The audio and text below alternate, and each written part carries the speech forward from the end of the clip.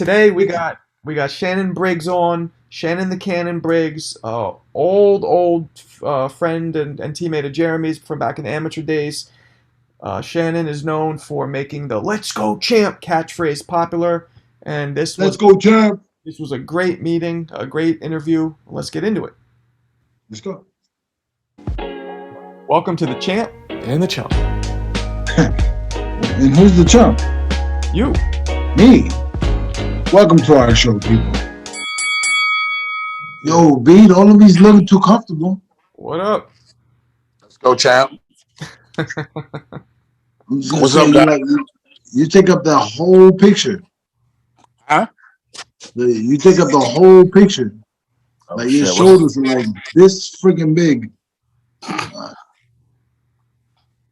you like Florida, man? How you like Florida, man? I love it, man. Yeah? How long you been there? Sheesh, man. I want to say about 19 years, 20 years straight. Oh, really? Damn. Yeah. What made you go down there? I mean, I know a lot of New Yorkers do it, but why did you go? Like all of them, the weather.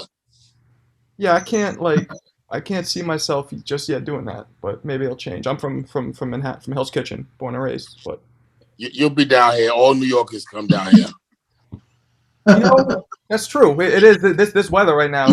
Shit sucks. It's no good. Yeah, it's no good. You're coming from Brownsville, right? Brownsville, born and raised, Brownsville, Brooklyn. Damn. Wow. Yep. So when did you guys met as amateurs, right? Yeah, we met as amateurs. I know we were about like 15, 16. Yep. Something like that. We had no gray beards. We had gray beards. Didn't even have hair on our chin. Nah. Man, Shannon was a big. He looked like Terminator, man. I'm not sure how you call that Predator. In that big dreadlock. Shannon, didn't you have a deal with was it Boss or Guess or something like that? Yeah, Guess. That was dope. That was like in the 90s, right? Yes. Whew. That was dope. That was like not many fighters had that back then, man. Nah. I'm gonna go with no fighters. Just him. That's right. So tell me your career. When did you start boxing? Man, I want to say I started boxing around 88, 87, 88. How old was that? Huh? How old were you? I was like 16. Oh, shit. Hey, yeah. I'm getting a little feedback on Shannon from you when we talk. I hear it coming from you.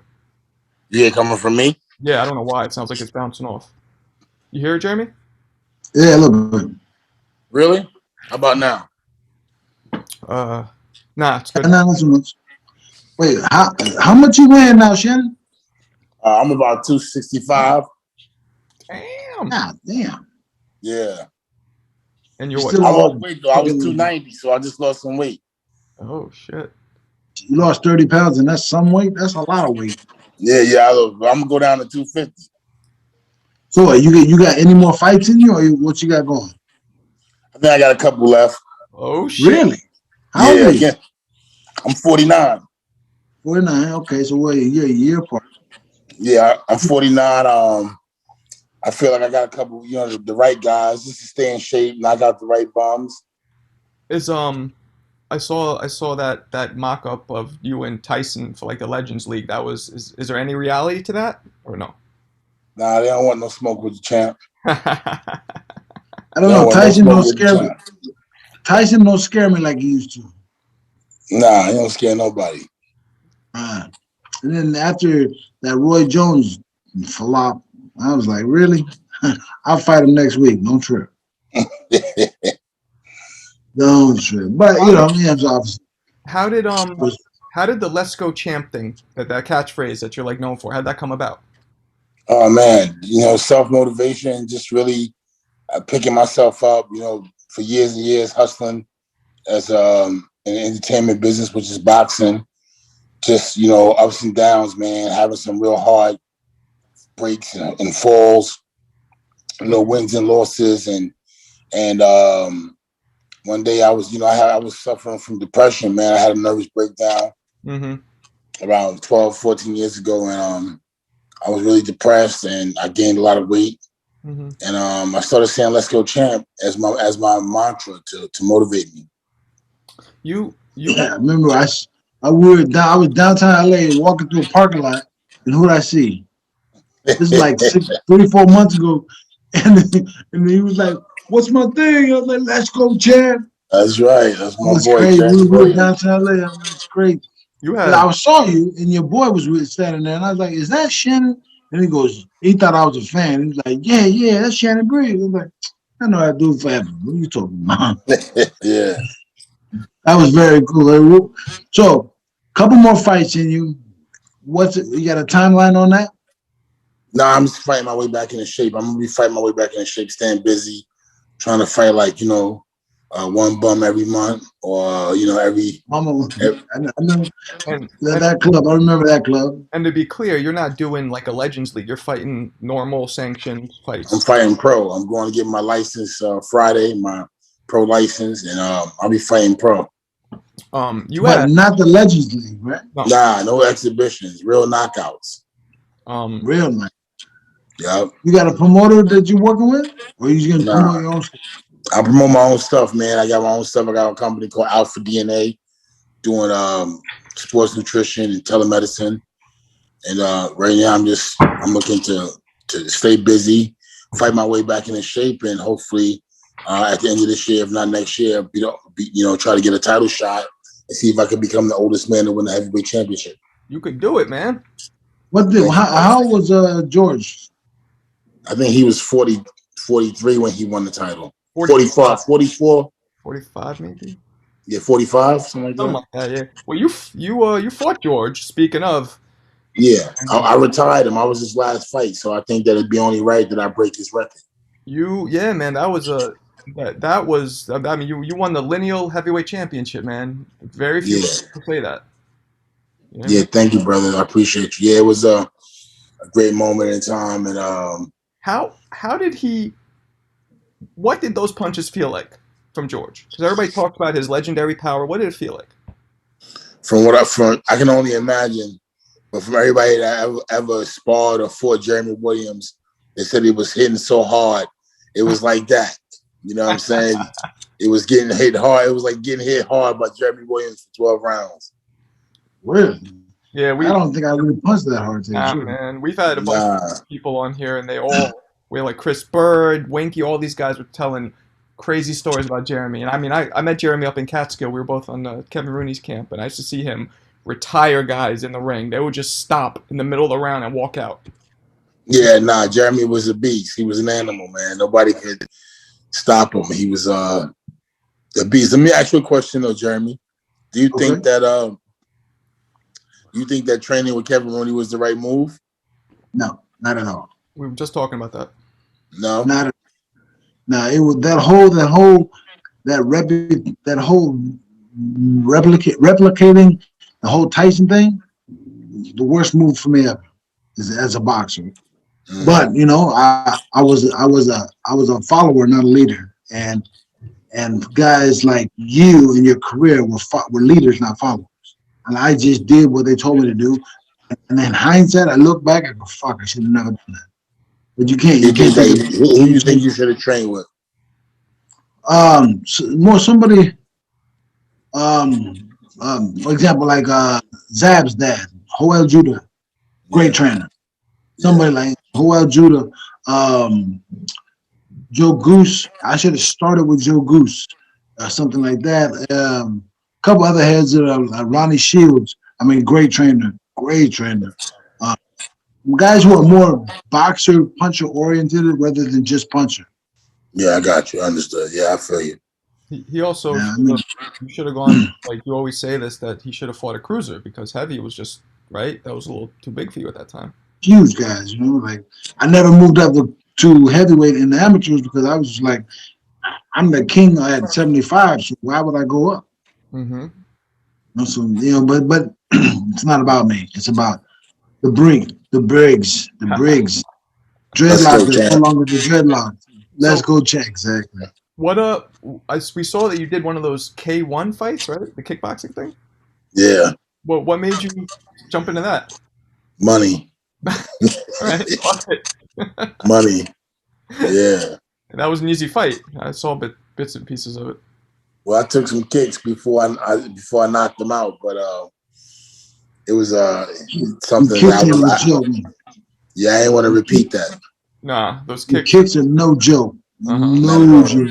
So you would never do MMA, right? No way, brother. Fuck that. No way. That's brutal. Yeah. So living in Florida, what do you do? What do you do now? I know you got the DNA thing. I mean, is that your only gig? What else you got going? I'm in the cannabis business. As a grower, as a seller, as what? Both cultivation and we have a brand called Cannabis, the Cannabis Company, Oh. and I have two pharmacies and two medical clinics out here in Florida. So I'm just hustling, man. I'm trying to work. Oh wow. Wow, that's good. That's good. So let me ask you a question. Out of all of your fights, what would you say was your most gratifying fight? I haven't had a gratifying fight in my career. Really? Nah, I haven't. I've just, I had an okay career, but it ain't over, and I'm just making the best of it. I've always used boxing as a springboard for other businesses. Keeping my name out there, staying visible, staying relevant, so this way I can help my businesses. I've always had a passion for business. From high school, from junior high school, I wanted to go to business school in Manhattan. I always had an entrepreneur mindset as a kid. Makes sense. I always had an entrepreneur mindset as a kid. So boxing was something that I had to do because I had nothing else. And it seemed like I could never escape it. So I had to come to the realization to make it work for me. It allowed me to travel the world. I was on a Fuji's album. I was in music videos. I traveled the world. I met guys like Jeremy, all the guys, our team, 88 to 92 team, the 92 team. I met friends around the world. I traveled. I ate some of the best of food, met some of the prettiest women, drove some of the biggest cars. And now I'm in business. Boxing has allowed my business ventures to come to life, and I'm working now on two public vehicles that if they go public, I could probably become a billionaire or multi-millionaire. So I'm just hustling, man, staying optimistic and staying positive, and always looking for the next move. I mean, That's great, man. You had a really good career though, man. I mean, you did. Nah, it sucked. Nah. No, but I can attest to like your career is only as good as you believe it is. Right. If you like me, I'm not satisfied with my career, but I'm not gonna fight again because I don't give a shit. But you feel like you have something to prove to yourself, so you should do it. Yeah, I got something to prove. I'm totally down with that because I feel like my whole career is like shit. But at the end of the day, the only person that really matters to is me. Right. But I ain't giving up yet until I knock somebody's head off. You have a specific opponent in mind for your first fight coming back? What's that? You have an opponent in mind for the first fight coming back? The bum I'm of the gonna week. fight a couple bombs. That's how you do it. Mm. I'm gonna fight a couple pies. I call them pies. I don't like to use the term bums. I'm gonna fight a couple pies and get the rust off. I mean, there's no rush. I'm 49 years old. I'm not doing it for the money. I'm doing it for to stay in shape. Like I said before, keep my name out there for business opportunities, and I've got an eating habit, man. I love to eat good food, and if I don't work out, I might go back up to 400 pounds again. So I got to try to keep my weight down, and having a fight will do that. Yeah. What so after retirement, what did you do? I mean, did you just sit down for a minute? What? After retirement, you just kind of sat down and relaxed for a minute, just figured out what the layout for the next part of your life was. I never retired. I I never retired. I just didn't have the money. I couldn't afford to box and take care of my family anymore. So I never retired. I couldn't get fights, and I couldn't afford to take time from stop working. If I would have stopped working, boxing don't pay me enough. Like boxing I don't make enough money boxing to box full time. If I have an investor or I have if I have a fight lined up and they give me like training camp money, then I could train and not have to worry about getting up every day. Every day I got to get up and get on the phones and I got to hustle. So like I said, I got a clinic as well. So I got to keep the bills on, the lights on. So to do that, I got to get up every day and go to work, make some things happen. And, work is what? On the phone, work is in an office, work is driving around different places, meeting and seeing people. What is work? All the above. All of it, huh? Going to the clinic every day, at the pharmacy, making calls, setting up dates, lunch meetings, or just, I'm a deal hunter as well. So, I'm always looking for deals. If I got my ear to the street, or if I see something on television or in the news or online that might interest me, and I see is some opportunity, I start connecting the dots. My whole thing is my net worth is my network. So if I know Jeremy Williams, if I know you and you're doing certain business, I'm gonna call you and say, "Hey, Jeremy, look, I got a deal." So that's what I do, man. I kind of like, really, I get it out the mud. It's like they say, like, I'm not getting it out the ocean. I'm getting out of the mud. Like, it's hard to do something with mud, so I just call up people and see what's popping. Right. That makes sense.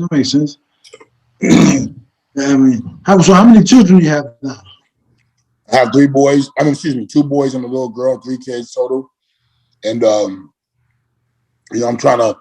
That's my main goal is to set up where they don't have to ever work again. And work again? When are they working? Well, really set them up for life as far as having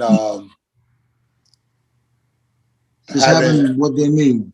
Yeah, exactly. I make a comfortable life. I get it. Exactly. Me myself, I didn't grow up with my mom, single parent. My step pops was in and out of prison. He died in prison. My mom died on my birthday. Oh, you know what I'm saying? So for me, I was the only child. I grew up homeless as a teenager. So for me, I want my kids to have a better life than I had. So that's why I live here. That's why I work hard every day to make something happen for my kids. Yeah. Beautiful, man. It's good. That's a great. I mean, at the end of the day, for me, not to cut you off, Champ, but for me, that's my motivation. Everybody needs something. Like a guy told me a long time ago. He said, I guess I guess men have wives for a reason. It gives you a reason to go home. You know what I'm saying? If not, when will we go home? So same thing with my kids. My kids give me a reason to get up and make calls and keep it going so I can give them the things I never had, which is security. If I die tomorrow, I like them to have life insurance and have things that I didn't have. I had to make it in boxing, so hopefully I'll make it for them. Yeah. That was good. What's the ages of your children? My oldest son is 23. Oh, wow. My little boy is 15. My little girl is 9. Oh, wow. Beautiful. I was we're gonna have Francois Botha on the podcast like next week, and I was watching that fight between you guys, man. And that shit was a great fight, really good. So really, I'm gonna knock him out again too. I'm gonna fight him again and knock him out. Are you? Yep. You should.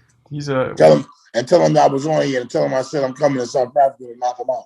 I'll tell him. I will tell him. Yeah, we got to set up. But that was a dope. Man, I sparred with him a couple times. Man, that guy's an ugly fighter, bro. Oh, God. Worse. He's like a wet blanket. Just he's like worse than the word. He's hard to fight, ain't he? Yeah. Oh my God, so difficult. Works for him, but it was terrible for me. I was like, dude, get the fuck off me. He's very wild, right?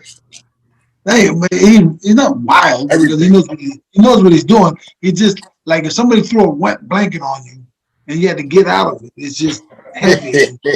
Just, That's a you know what great I'm saying? analogy, champ. That's a great analogy. The wet blanket, White Buffalo. That's his new name. And then you also stopped Ray Mercer. I was telling Jeremy, which nobody really does, man. That's impressive. I was Yeah, but he was old and shocked. locked up.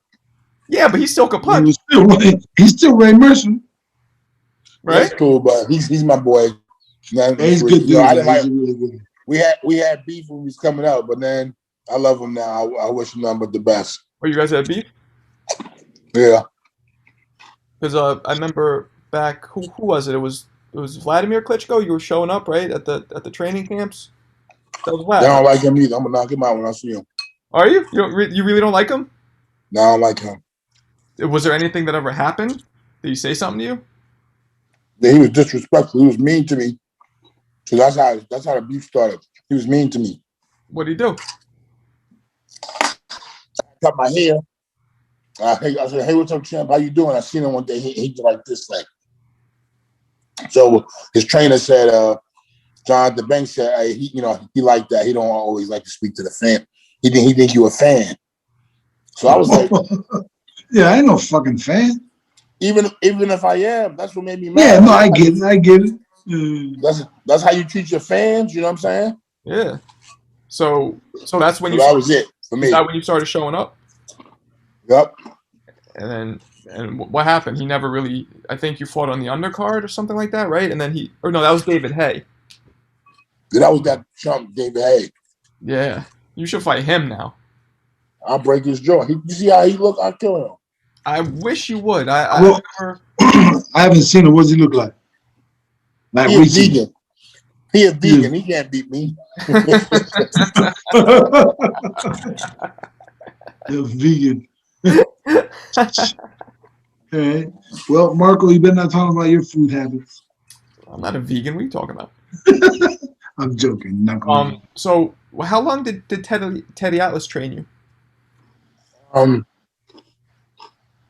About 4 years. Man, how was that experience for you? It was cool. Like Jeremy said though, my style was not that style. So did he also train the custom model style, Teddy? Yeah, he trained Tyson before Rooney did. Right. But did he? I didn't know that he kept that style with him. Like I know he trained Michael Moore, and Michael Moore wasn't doing that bobbing and weaving shit. So he told him to though. Oh, he did.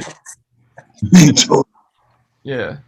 That style was very. We were talking about that with we had Kid Chocolate on, and we were talking to him about that because I was taught that style too, and I feel like unless you have the right kind of body frame, short, explosive, compact, it's not going to really work for you. Nah, it ain't work for me either. Yeah, I made it work. You know what I mean? Well, you're too. Hey, Jeremy, we had the best team that ever lived. Bro. We had that '92 team. It was that '92 was no joke. Man. We had a lot of great fighters there, man. Who was on it for people listening? Who was on that team? We had Eric Griffin was a 106 pounder, world champion from the day I got on the team till after I got off the team. World champion, never lost a fight. 106 pounds, dude fight his ass off. Yep. So 6 pounder and 12 pounder was another cat. I don't know. We had 19 pounders. Honestly, I mean, all the 92 people, like from 88 to 92, we had some hell of a fighters. You know what I mean? Remember, we had at 19 was Tim Austin. That little dude. You had Tim Austin. Yep. Tim Austin at 19. Then 25 was Sergio Reyes. Mm-hmm. And then Shane at 32. Oscar at 39 or something like that. In reverse or whatever. And then Raul Marquez at Emmett Litton at 47. Raul Marquez at 56. Chris Bird at 65. Me at 75. Shannon at heavy. Were you heavy or super heavy? I was heavy. Oh wow. Shannon at heavy, and then we had who we had super heavy? Larry Donald. Larry Donald. Oh wow. So we had a great team, dude. We had Shannon. We had Chris Bird on the podcast. Did you know he's coming back? Who? Chris Bird. Oh yeah. Yeah, he's coming back at middleweight. He got down to 160 60, yeah. He's at 60 now. right now. Wow. Yeah. It's crazy. It's crazy. Yeah, it's crazy. Well, shit, hey, Shannon, it's a pleasure talking to you, man. Jeremy, thanks for having me on your show, man. You the champ, for real, man. I love you, man. All right, hey, big love and respect. I got your number. You got my number. Let's keep in touch, brother. Can't wait to see you again. We're talking. All right, good. Peace and love. Love you, champ. All right, my boy. Peace out. Thank you. All right. Okay, so hey, this is just a little wrap up with the conversation we had with Shannon Briggs, who happens to be a dear friend of mine that I've known since I was 15 years old. He's a great dude and nothing but love and respect for him. And he had what we think as a monstrous career, but for him, some reason he didn't think it was as good as it is. What do you think, Marco?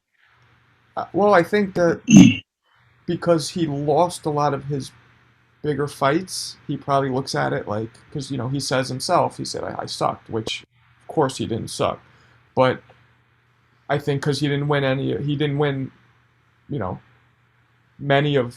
majority of his big fights. Maybe that's why he says that, right? I mean, what do you think?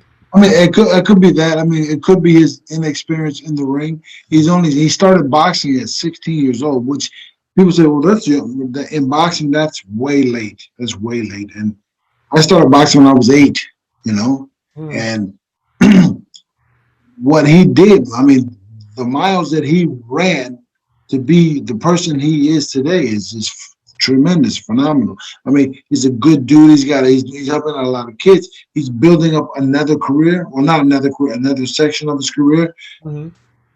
I think that there's room for Shannon in the heavyweight division right now, but he's just got to find his way to open the door. Yeah, I mean, I think it's a tough sport for people, for even young people, let alone when you're a little older, just in terms of like your body and all that stuff. But yeah, it's too bad. He seemed like he really wasn't. He seems like he has kind of like you, Jeremy, but in a different way. It seems like he has some bitterness toward the sport, or maybe not bitterness. Resentment. Lack of accomplishment. Maybe he feels like he doesn't feel comfortable with what he did, and he wants to do better. But I mean, because I know him and I know he's a competitor and he's a prideful person.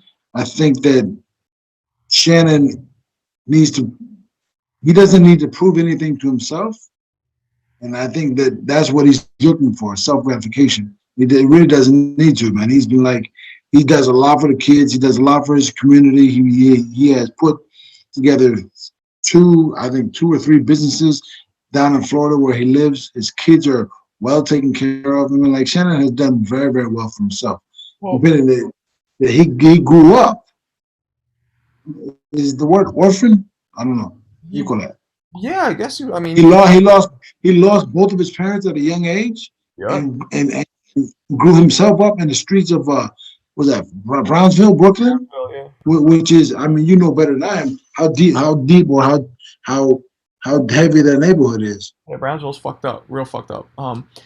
I think it's weird though, because you look at your career, right, and you're not happy with your career, but then you look at his, and let me ask you, let's say you were in his shoes, and let's say, because you're upset you're upset about a lot of things about your career, but one of them is that you didn't have any of the big fights, really, right? Let's say you would have had them, but you would have lost most of them. How would you have felt? Ah, man, it would kill me. It would kill me because then I would feel like that there was a big accomplishment that I never passed. There's a threshold between a good fighter and a great fighter. Example, good fighter, Shane Mosley, great fighter. I mean, it's like this thing, like I did well and I, blah, blah, blah, won this and knocked out that guy, this and that. And I got my title. So I won a world title, but it was like a smaller division world title. But to me, it's world title. I got it. So it's hanging on the wall. But when I look at the other guys that we've interviewed and they go down the list of people they fought. God damn, they fought that guy and that guy and that guy. I mean, You know, Briggs fought, and I didn't even, I didn't. He seemed like he really didn't even want to talk about the boxing too much, but he fought George Foreman, Lennox Lewis, Vitaly Klitchko, Ray Mercer, Francois Botha, Sultan Ibragimov. I mean, that's crazy, crazy. yeah, dude, all people I would have been that are like twice my size, and we fought the same debate. You know, it's just like wow. No, I really like, and then learning how to box at 16 is like, oh my God. People think that's not a big deal, dude. It is huge. It is huge. By the time I was 16 years old, I had already had 150 fights. Well, I think that I don't know how common it is what you did though, right? Because I hear a lot of boxing stories and I meet a lot of fighters. I mean, myself, I started at 13, but I was nowhere near as competitive as you. But I know a lot of people don't have that many fights as well. Like Nowadays, but when I was fighting, when Shannon and I were fighting, you know, well, Shannon's still fighting, but like Chris Bird's got 300 fights. Oscar De La Hoya's got 250 amateur fights. Raul Marquez has got 190 amateur fights. yeah, no, that's true. That's true. I mean, I guess it makes a difference.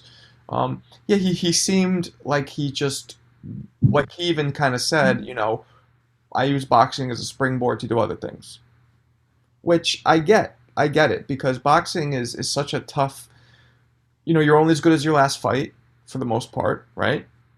Dude, Shannon had to deal with Guess clothing. That's what, dude? crazy. Really? Yeah. That's crazy. He's a good-looking dude, big dude. He was a well-known amateur. I remember seeing him. I don't know if I remember seeing him. I was down in Soho when I was whatever 20 years old back in the 90s. And I remember seeing him walk by and I recognized him, and he was wearing like the Guess stuff and all that. And he was pretty well known back then. And to tell you the truth, he's probably pretty well known now in the boxing world. He has a lot of followers. He seems like a good dude. It seems like the boxing he wasn't satisfactory to him at all. His career. Yeah. So, as he said, he's going to fight again. We wish him the best. Yeah. And we will have him on again after his first fight back or second fight back, something like that, and we'll see what his feeling is then. Whether he's on a high, whether he's on a low, or whether it's fulfilling or not fulfilling for him. Shannon, we got you back, the champ and the chump. The champ and the chump. Right. Whatever. Right. We got you back, and you're welcome back anytime, brother. We appreciate your love, man. Thank you. Word up.